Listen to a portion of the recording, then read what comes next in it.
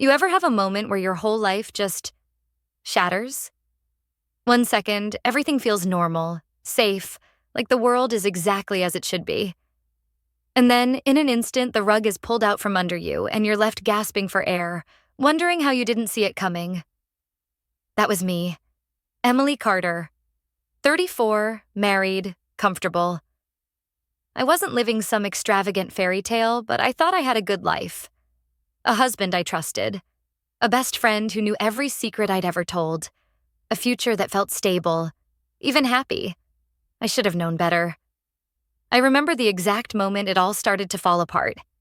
I was cleaning up after dinner one night, humming to myself in the kitchen, when Daniel, my husband, got a text. His phone was on the counter. It buzzed once. Then again, and again. I wasn't the snooping type. Never had been. I believed in trust, in giving people their space.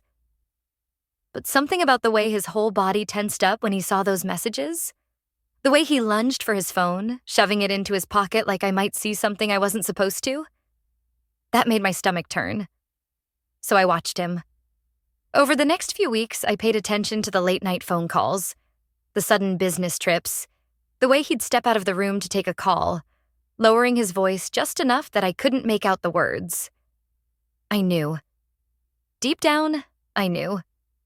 But it wasn't until that night that I got my confirmation. Daniel had come home late again, reeking of cologne that wasn't his, acting jittery like he couldn't wait to get away from me. I waited until he was in the shower, then grabbed his phone from the nightstand. And there it was. Text after text. From her. From Lisa, my best friend. My hands were shaking so bad I almost dropped the phone.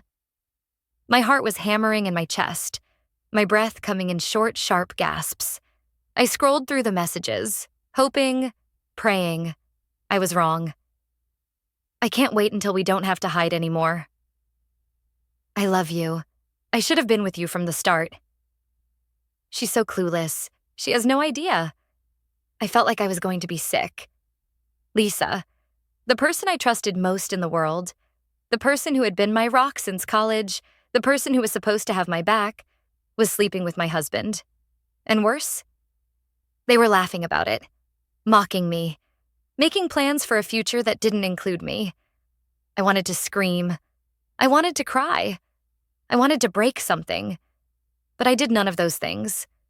Instead, I set the phone down, took a deep breath, and made a decision. They thought I was clueless. They thought they could destroy my life and walk away unscathed. They had no idea who they were dealing with. I didn't sleep that night. I lay in bed, staring at the ceiling, my mind racing. Every conversation, every moment with Lisa and Daniel replayed in my head like a cruel joke I hadn't been in on. The stolen glances. The times Lisa had encouraged me to be patient when Daniel was distant. The nights he came home late, claiming he had meetings. It had been right in front of me all along. I had just been too blind to see it. But not anymore. By the time the sun rose, I had a plan. I wasn't going to scream, cry, or beg Daniel for answers. I wasn't going to confront Lisa and demand an explanation. That would be too easy for them. Instead, I was going to make sure they paid for what they did. And the first step? Gathering evidence. I forced myself to act normal. It was the hardest thing I'd ever done. Every time Daniel kissed me on the cheek, every time Lisa texted me like she hadn't just stabbed me in the back, I had to swallow the bile rising in my throat. But I smiled. I nodded. I played the role of the clueless, devoted wife. And it worked. Daniel was still sneaking around, still meeting up with Lisa. He thought he was getting away with it. And the more comfortable he got, the sloppier he became. Over the next few weeks, I started collecting everything I could. I took screenshots of their messages, forwarding them to a secret email account. I checked our shared bank accounts and noticed thousands of dollars missing, money he had been spending on Lisa. I installed a tracking app on Daniel's phone while he was asleep, logging every location he visited. I even found an old iPad of his, still linked to his Apple ID, which let me read all his texts in real time. The things I found? Disgusting. They weren't just sneaking around. They were planning things, big things. Daniel had met with a divorce lawyer. He was looking for ways to screw me over financially. He wanted the house, my savings, everything. And Lisa? She was right there with him, helping him figure out how to leave me with nothing. At this point, I had more than enough proof. But revenge isn't just about knowing the truth. It's about making sure the people who wronged you feel it. So, I started setting my pieces in place. I hired the best divorce attorney I could find. Not just any attorney. A shark. The kind who left people like Daniel bleeding in court. I secretly met with a forensic accountant to go through Daniel's finances. Turns out he had been moving money into a separate account under Lisa's name, trying to hide it from me. I started acting like a distant, unhappy wife. If Daniel wanted to believe I was checked out, I was happy to let him. Then, just for fun, I played one final trick. I invited Lisa over for a girls' night. Just the two of us. I poured her a glass of wine, smiled like I wasn't picturing her and my husband in bed together, and asked about her love life. And you know what? She giggled. She actually giggled like a schoolgirl with a crush and said, "There's someone new in my life. He's amazing. But I can't say anything yet. It's complicated." Complicated.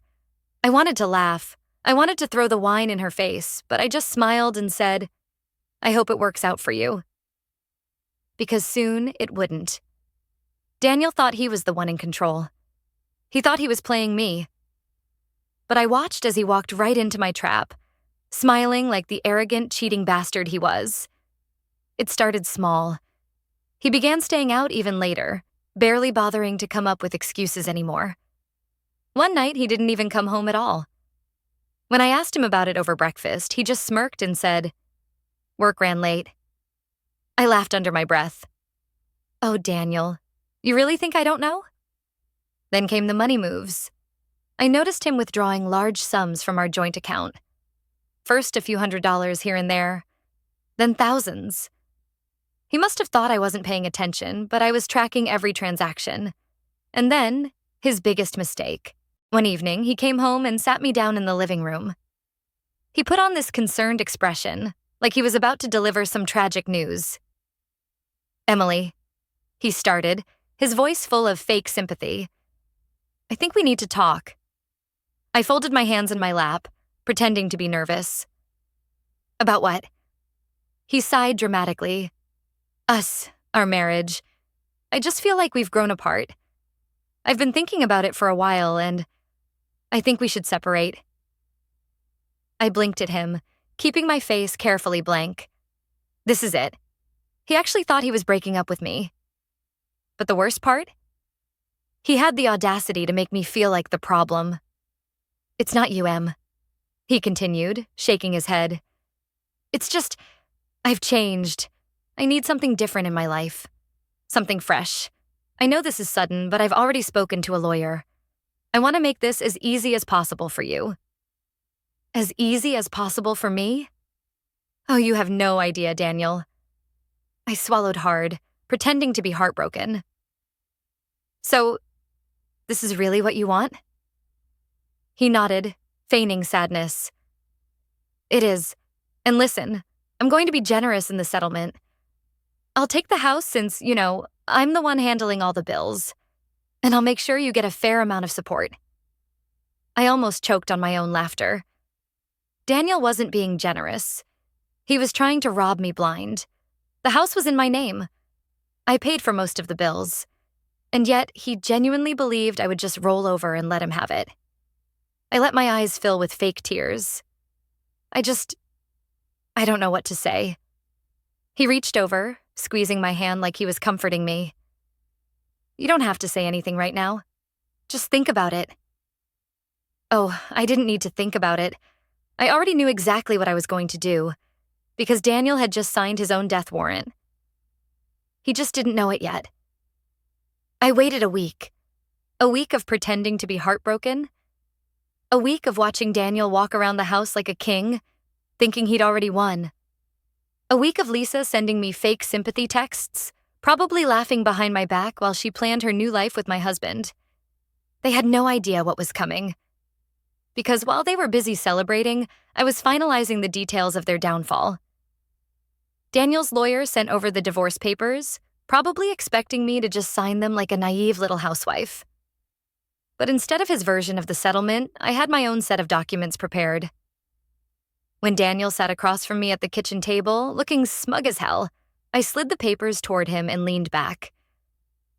"I reviewed everything," I said softly, "but I made a few changes." His smirk faltered. "Changes?" I nodded. "I think you'll find them fair." He flipped through the documents, his expression shifting from confidence to confusion to pure panic. See, Daniel had forgotten one tiny little detail. The prenup. The one he had insisted on when we got married because, back then, he was the one with money.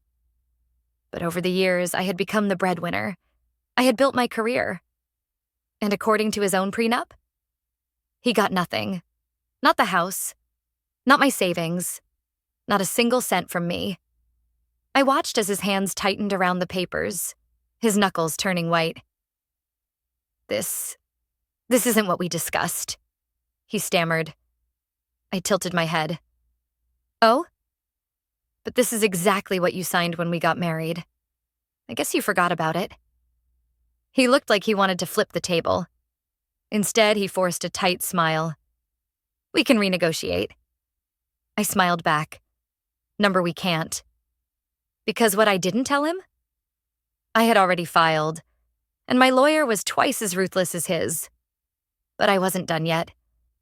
Daniel thought he was sneaky, hiding money in secret accounts, trying to make it look like he was broke so he wouldn't owe me anything. Too bad for him. I had proof. I had already reported his little financial tricks to the IRS, and when they started sniffing around, his accounts were frozen. His hidden money? Completely inaccessible. And the cherry on top? His business, the one he had used our money to fund, was now under investigation for fraud. He was officially broke, and it was all his own doing. Now, Lisa. She thought she was walking into a cushy new life with Daniel, playing the role of the victorious mistress. But what happens when a man loses everything? He becomes useless. So I made sure Lisa found out about Daniel's new financial situation in the most humiliating way possible. I arranged for an anonymous tip to be sent to her job, detailing Daniel's legal troubles and financial ruin. Her company, which had strict policies about public scandals, fired her on the spot. And when she ran crying to Daniel, looking for reassurance, she found him sitting in a lawyer's office, begging for a way to get out of the mess he was in. Lisa called me that night. "You did this." Her voice was shaking with rage. I smiled. "I don't know what you're talking about, Lisa." She cursed at me, called me every name in the book, but I just laughed, because I had one final gift for her. "By the way," I said sweetly, "did you know Daniel took out a loan in your name?" Silence. "Yeah," I continued. "Guess who's stuck with his debt now?" And just like that, the happy couple turned on each other. Lisa dumped him. Daniel was alone, broke, and drowning in legal fees. And me? I walked away from it all. Free, wealthy, untouchable. 1 year later, I heard Daniel moved out of state to a rural part of Mississippi. He tried starting over, but word got around fast. Nobody trusts a fraud. Lisa? She tried to salvage her reputation, but with her career ruined and her name dragged through the mud, she was forced to take a job far beneath what she used to have. And me? I bought myself a gorgeous new apartment, built my business bigger than ever, and moved on. Revenge isn't just about getting even. It's about making sure they feel the weight of their betrayal. And trust me, Daniel and Lisa, they'll never forget what they did to me. But here's the real question. If you were in my shoes, would you have done the same?